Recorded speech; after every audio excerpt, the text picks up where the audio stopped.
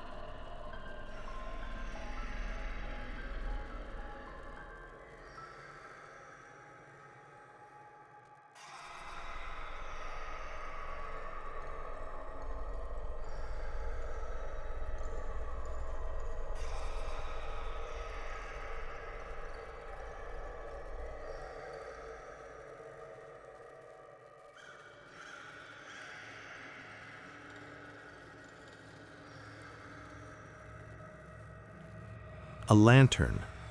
Sarah zoomed in, her stomach churning. The lantern was old-fashioned, the kind miners would have carried in the 1880s, made of brass and glass. But it wasn't lit. The glass was shattered, leaving only the metal frame. And inside the frame, where the light should be, was nothing but darkness. Complete, absolute darkness that seemed to pull at the pixels around it, warping the image. When Sarah stared at that spot too long, she felt dizzy. She deleted the 5 photos immediately, but that night she couldn't sleep. And at 3:47 a.m., she heard it. Knock, knock, knock. 3 patient raps coming from her bedroom wall, the wall that adjoined the empty apartment next door. Sarah never went back to Ashcroft. She gave up photography entirely 6 months later, sold all her equipment, and took a job as an accountant. But sometimes, late at night, she still hears it. Knock, knock, knock. 3 patient raps on her bedroom wall, always in the same rhythm, always coming from inside.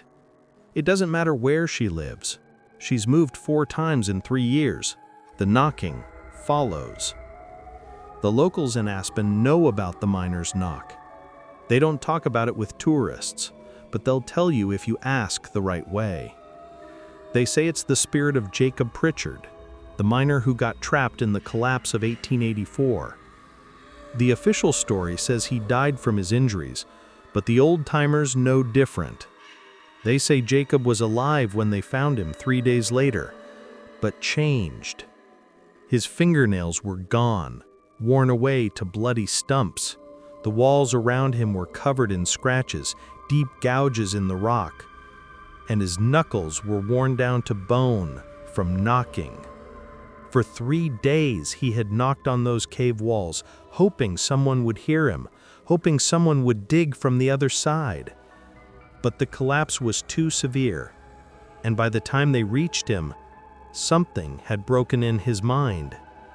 They say he never spoke again, just stared at his ruined hands and made a knocking motion with his fists over and over, even when there was nothing to knock on.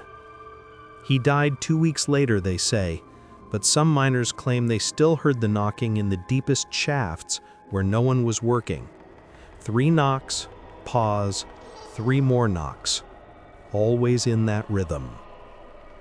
The mines closed for good in 1885, but even after they were sealed, people reported hearing the knocking coming from inside the mountains. They say Jacob is still looking for the way out.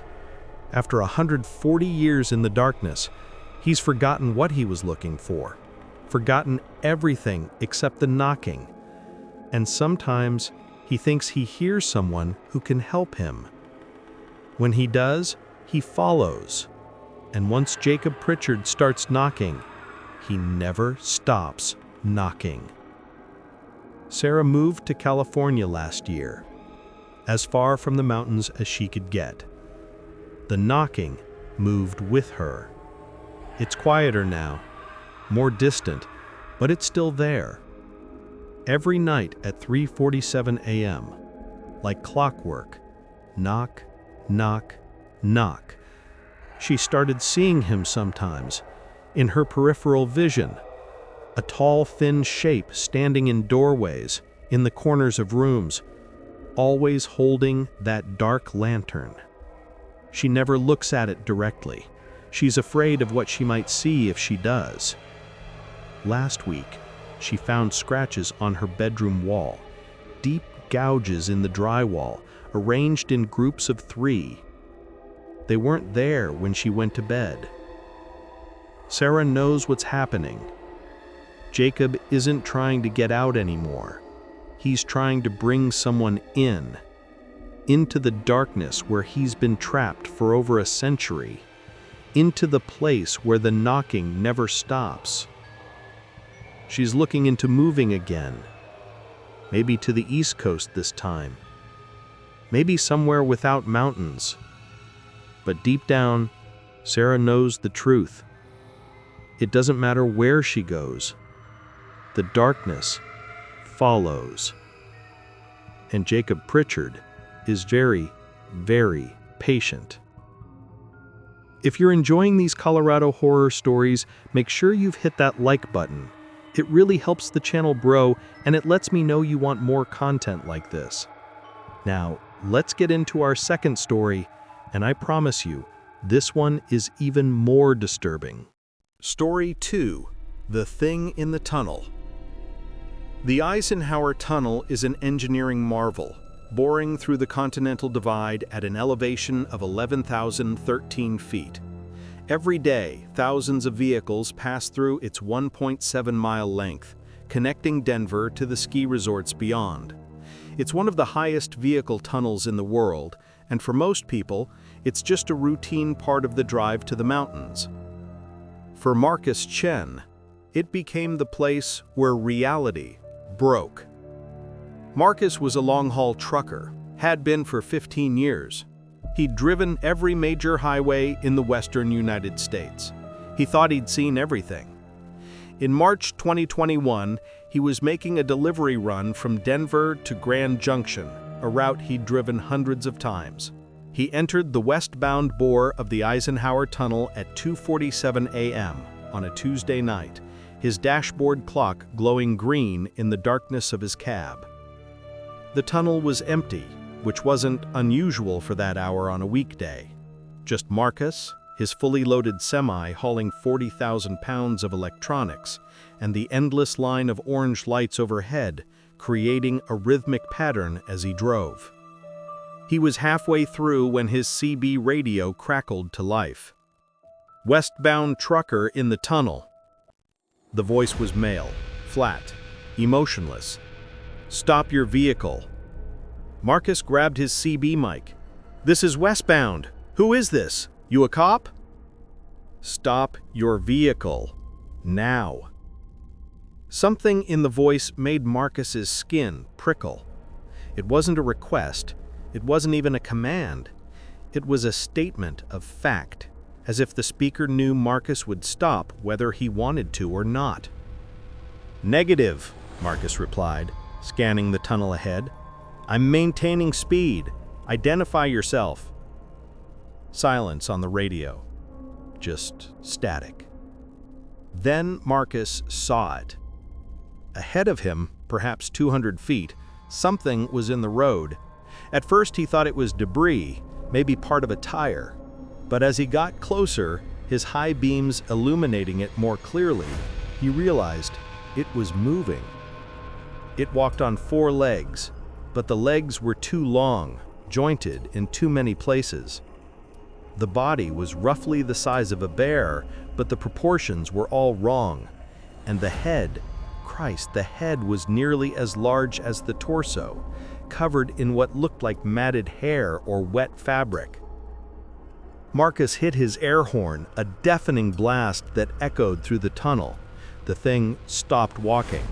It turned to face his truck. That's when Marcus saw it didn't have a face. Just a smooth, pale surface where features should be, slightly reflective in his headlights, like wet plastic. The surface rippled slightly, as if something underneath was trying to push through. His training kicked in. Brake, but not too hard, not with 40,000 pounds behind you. Marcus began to slow, his heart hammering. The thing stood motionless in the center of the lane, waiting. As he slowed, he could see it more clearly. The legs bent backward at what should have been the knees, then forward again at another joint, like an insect. The body heaved with breath, a rhythmic expansion and contraction that seemed wrong. At 50 feet, Marcus made a decision. He wasn't stopping. He was going around it. He jerked the wheel left into the eastbound lane. The tunnel was empty. He'd checked his mirrors. He'd pass it, get out, call the authorities from the other side. Something in his brain was screaming at him not to stop, not to get close, just to keep moving. As he drew alongside the thing, it moved with impossible speed. One moment it was in the road, the next it had somehow leaped, and Marcus heard a tremendous thud on the side of his trailer. The entire truck shuddered, and for a moment he thought he'd lose control. He punched the accelerator, the diesel engine roaring. In his side mirror he could see it. The thing was clinging to the side of his trailer, those 2 long legs finding purchase in the gaps and brackets. It was climbing toward his cab. He pushed the truck faster, well over the safe tunnel speed. The orange lights blurred overhead. The thing kept climbing. He could hear it now, even over the engine, a scraping sound like metal on bone. He didn't remember the rest of the tunnel. Later, the Colorado State Patrol told him he'd blown through the western exit at nearly 70 miles an hour, destroying 2 traffic cones and barely missing a maintenance vehicle. What he did remember was the sound of it moving along his trailer, getting closer to his cab. And the knocking, different from Sarah's knocking, but urgent, insistent. Knock, knock, knock, knock, knock, knock, rapid, coming from just behind his cab as if it was trying to communicate. He pulled over 6 miles past the tunnel exit in the parking lot of a closed gas station. His hands were shaking so badly he could barely unfasten his seatbelt. He sat in his cab for 5 minutes, gathering his courage before he grabbed his flashlight and climbed out. The night was silent. No traffic on I-70, no wind, just his cooling engine and his pounding heart. He circled around to check the damage. The side of his trailer was covered in scratches, deep gouges in the metal, running in parallel lines like claw marks, starting from the rear doors and ending about 6 feet from his cab. The metal was torn in places, curled back like paper. But there was something else. In the middle of the scratched area, scraped into the metal, were symbols. Not letters, nothing Marcus recognized, just angular marks arranged in groups of 3. They covered about a square foot of the trailer side, carved deep enough that the bare metal gleamed. The symbols hurt to look at, made his eyes water and his head ache. Marcus took photos with his phone, documenting everything. Then he walked around the entire trailer. On the roof, he found more marks, long scrapes running the length of the vehicle, and near the front, just above his cab, there were indentations, 4 of them arranged in a pattern. They looked like handprints, if hands had 7 fingers instead of 5. Marcus called the Colorado State Patrol. They sent a trooper who arrived 20 minutes later. The trooper took a report, photographed the damage, and asked questions Marcus couldn't answer. What had he seen? An animal, maybe. Big, definitely. Had he been drinking? No, sir, and he'd take a breathalyzer to prove it. Had he hit something? No, it had climbed onto his trailer. The trooper didn't look at the symbols. Every time Marcus directed his attention to them, the trooper's eyes seemed to slide right past them, focusing on the scratches instead. It was like he couldn't see them or wouldn't let himself see them. Marcus mentioned the symbols 7 times during the interview. The trooper's report made no mention of them at all, just extensive scratch damage consistent with large animal encounter. Marcus never got an explanation. The State Patrol's official report listed it as possible wildlife encounter. His insurance paid for the repairs after 3 months. The repair shop scrapped the damaged panel before Marcus could keep it. But Marcus had the photos. He'd backed them up to 3 different cloud services. He'd stared at those symbols for hours, trying to understand what they meant, searching online for similar markings. He found nothing, or rather, he found too much. Similar symbols appeared in cave paintings from different continents, in medieval manuscripts, in ancient artwork from civilizations that should have had no contact, but nothing that could tell him what they meant. Marcus stopped driving through the Eisenhower Tunnel, started taking Highway 285 south through Fairplay instead, adding 2 hours to his route. He told his dispatcher it was for scenic reasons. He didn't tell anyone about the dreams. Every night since that night in March, the same dream. He's back in the tunnel, but his truck won't move. The thing is walking toward him from the darkness, taking its time, those backward-jointed legs moving with an impossible rhythm. And as it gets closer, Marcus realizes it's trying to speak. The faceless head moves, the smooth surface rippling. A sound comes out, wet and grinding, like rocks being crushed in a throat.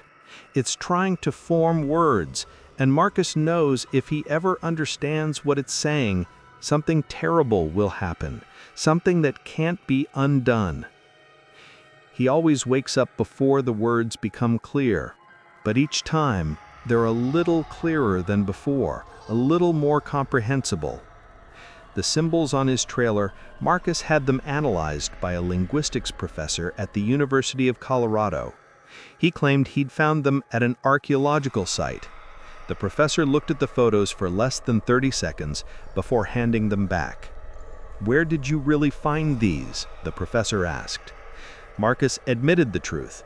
The professor's expression changed, went from skeptical to afraid.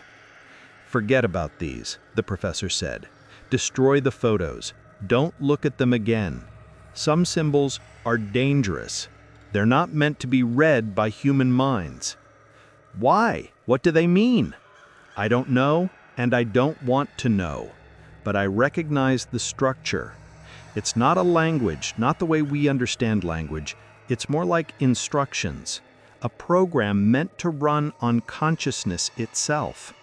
Do you understand? Looking at them, thinking about them, trying to decode them, you're literally running the program, executing it. And you don't want to know what the output is." Marcus burned his printed copies that night, deleted the photos from all his cloud accounts, but he couldn't delete them from his memory. He saw them every time he closed his eyes, and each time they seemed to make a little more sense. Sometimes, Marcus wonders if the thing was trying to get into his cab that night. But more often, late at night, When the roads are empty and the darkness presses against his windshield, he wonders if it was trying to get out of the tunnel, out of the mountains, out of wherever it had been buried deep in the granite.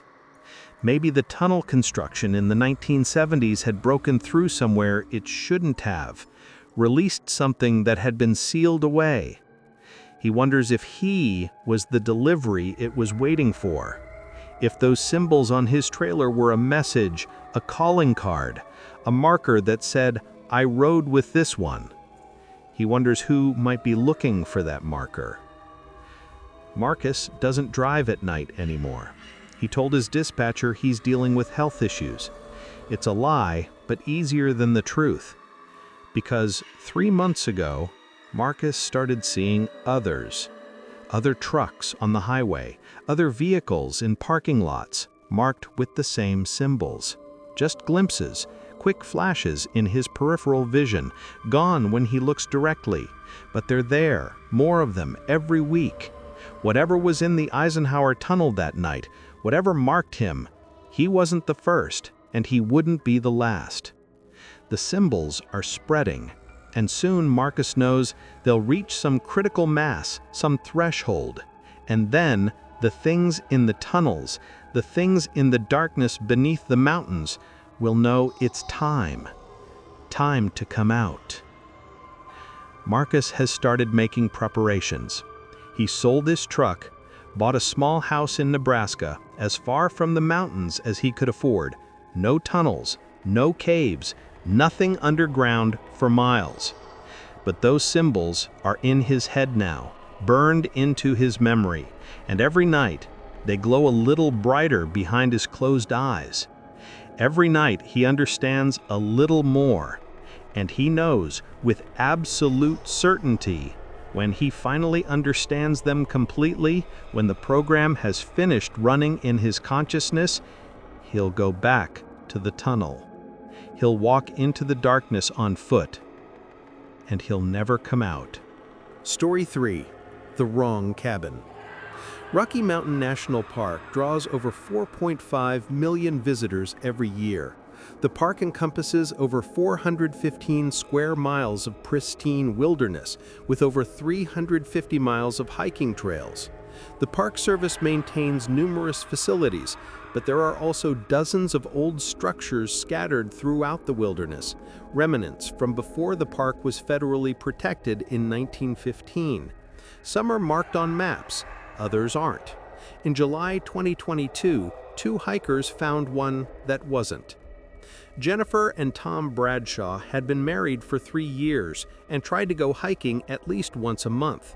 They considered themselves experienced outdoors people, the kind who knew how to read maps and always carried the essentials. When they planned a 2-day backpacking trip in the northern section of RMNP, they felt confident and prepared. The first day went perfectly. They hiked 8 miles from the Bear Lake trailhead, following established trails through pine forests and across alpine meadows. They made camp near a small alpine lake at 10,500 feet. They watched the sunset paint the mountains in shades of orange and purple, cooked freeze-dried meals, and fell asleep to the sound of wind in the pines. They woke to clear skies and made good time packing up.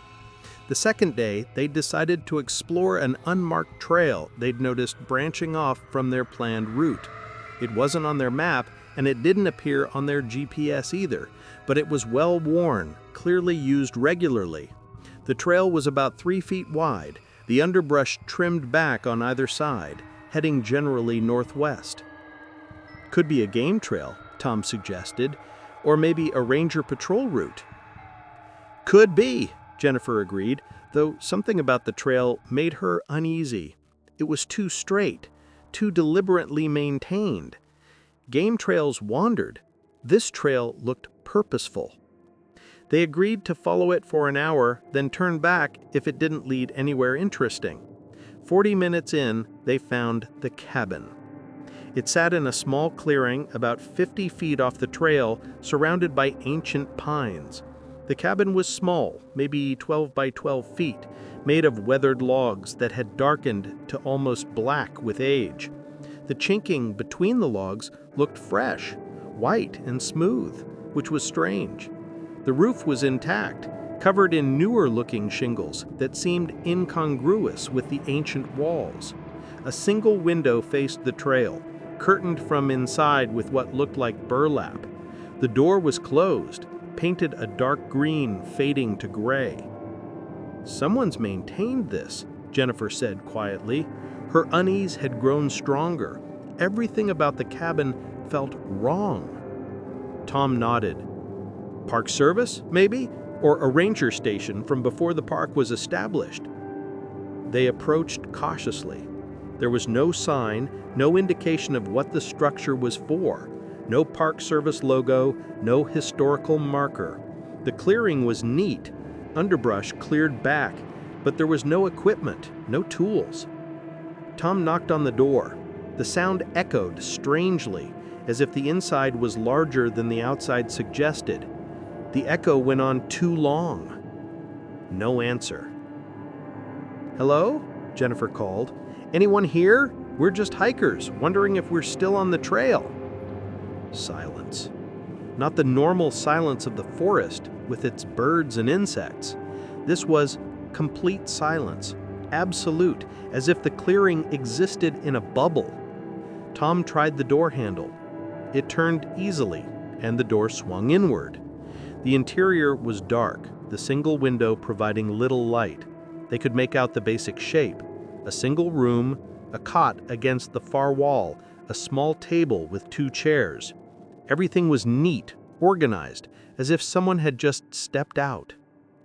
"We shouldn't go in there," Jennifer said. Every instinct was screaming at her to back away. "This is someone's property." But Tom was already stepping through the doorway. "Just a quick look. I want to see if there's any information about where we are." Jennifer stayed at the threshold, 1 foot inside, 1 foot out. The air inside was wrong. Not cold, not warm, just still, like air trapped for decades. It smelled of old wood and something else, something faintly sweet and rotten. Tom moved to the table. There was a journal there, leather-bound, lying open. He leaned over to read it, and Jennifer saw his expression change. The curiosity drained from his face, replaced by confusion, then fear. "Tom!" He picked up the journal, his hands shaking. "Jen, you need to see this." "I'm not coming in there. What is it?" Tom turned to face her. He looked scared, but under that there was something else, an expression she'd never seen on her husband before. "It has our names. Both of our names. And today's date." Jennifer's blood went cold. "That's not funny. Come out of there, now." "I'm not joking." Tom's voice was steady, too steady.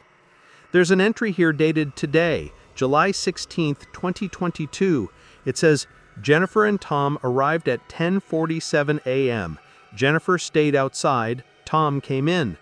"Jen, that's exactly what just happened. It's 10:47 right now." "Someone's watching us. There's a camera. Tom, get out of there." But Tom was reading again, flipping through pages, his eyes moving faster. "There's more. There's an entry for tomorrow and the day after. Days and weeks from now, all about us. What we'll do, where we'll go, conversations we'll have." He looked up, tears in his eyes. "It says we're not leaving the mountains, Jen. It says we're going to stay here, that we'll want to stay here." "Tom, drop that book and come out, right now." Something changed in Tom's expression. The fear faded, replaced by a calm that was worse. "I think I should read the rest. I think I need to know." "No, you don't. Whatever this is, someone is messing with us. We're leaving." But Tom was sitting in one of the chairs now, the journal spread on the table, reading with complete absorption. His lips moved silently. "Tom, help me!" He didn't respond. He turned pages, his eyes moving line by line. His lips kept moving, and slowly he smiled. Jennifer pounded on the door, tried the window. It wouldn't open, wouldn't rattle. The glass felt wrong, too smooth, almost soft. Hours passed. The light through the window never changed, stayed at the same dim level. Jennifer pleaded with Tom, shook him, tried to tear the journal away, but he held it with surprising strength. His eyes never left the pages. Jennifer didn't remember falling asleep, but she woke lying on the cot. Sunlight, real sunlight, was streaming through the window. The door stood open. Tom was gone. She scrambled up, ran outside, and found herself back on the trail. Tom was there, standing a few feet away, his back to her. "Tom!" He turned. He looked normal, smiled in the familiar way she knew. "Hey, sleepyhead, you okay? You've been zoning out for a minute." "The cabin! We were in the cabin! There was a journal!" "What cabin?" Tom looked genuinely confused. He gestured around them. "We've been on the trail this whole time. You said you felt weird, sat down for a bit. I think the altitude's getting to you." Jennifer looked behind her. The trail continued into the forest. There was no cabin, no structure, no clearing, just trees and rocks. "I must have fallen asleep, had a dream." "Must have been a weird one. You look scared." They finished the hike, drove home, went back to their normal lives.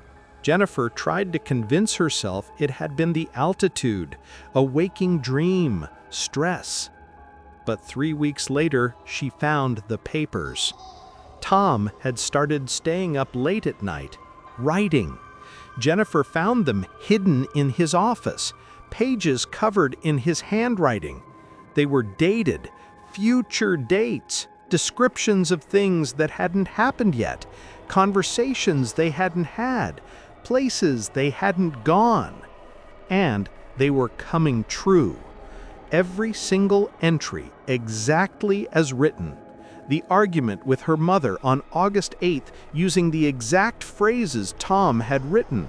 The job offer on August 15th from a company Tom swore he hadn't applied to. The lump she found on August 23rd, the mammogram, the all clear 2 weeks later. Everything exactly as written. Jennifer confronted him. Tom just smiled, that calm smile from the cabin. "I'm just getting ahead of things, planning our future.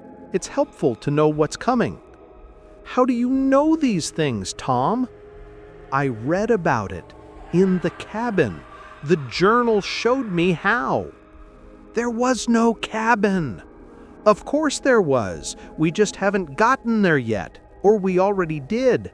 Time works differently up there, Jen. Once you understand that, everything makes sense." She worried when the entry for October 3rd described her quitting her job, and on October 3rd she found herself typing a resignation letter, unable to explain why. She worried when the entry for November 17th said they would sell their house, and on November 17th, Tom suggested they list it, and she agreed, the words coming out before she could stop them. The entries kept coming. Tom wrote them every night, sometimes laughing to himself. His handwriting had changed, become more fluid, with strange flourishes. Jennifer tried to read them once when he was asleep. The moment her eyes focused on the words, she felt something in her mind shift, like a door opening onto a dark room. The words seemed to move on the page, rearranging themselves. She realized they weren't in English anymore. She dropped the papers, backed away. Last week, Jennifer found the entry for today, December 1st, 2024. It said she would go back to Rocky Mountain National Park, that she would hike the northern trails alone, that she would find the trail branching off, that she would find the cabin again, and this time she would go inside. She would close the door behind her, and she would understand. Tom told her this morning that she should go hiking, that it would be good for her stress. She heard herself agree. She's packing her bag now, choosing the clothes described in Tom's journal, bringing the supplies he wrote about. She doesn't want to go, but she knows she will, because the entries are never wrong. And the last page Tom wrote, dated tomorrow, December 1st, 2024, is blank except for a single sentence. The cabin welcomed them both home, and they never wanted to leave again. Jennifer is hiking right now. She's on the Northern Trail in Rocky Mountain National Park. Her feet are following the path without her conscious control. Somewhere ahead, there's a trail that's not on any map. She's going to find it. She doesn't have a choice. The cabin is waiting. 3 stories from Colorado. 3 places where something went wrong, where the natural order of things broke down and let something else seep through. The mountains are beautiful, yes, but they're also ancient, and old places remember things we've forgotten.